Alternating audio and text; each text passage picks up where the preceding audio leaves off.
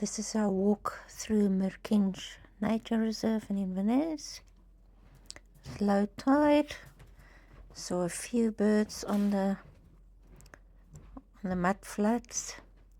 Just a lovely benches, lots of benches, picnic benches. Snow-covered mountain in the background.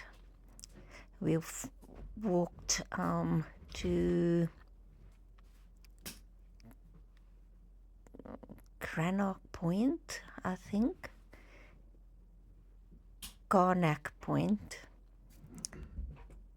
So it's lovely sitting there. The tide was going out, you could see the water going. So it was a lovely walk, not too far. I think it was from home, it was just over 4 miles.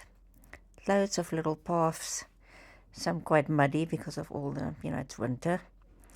So quite muddy. There are a few wooden walkways, but a really good walk.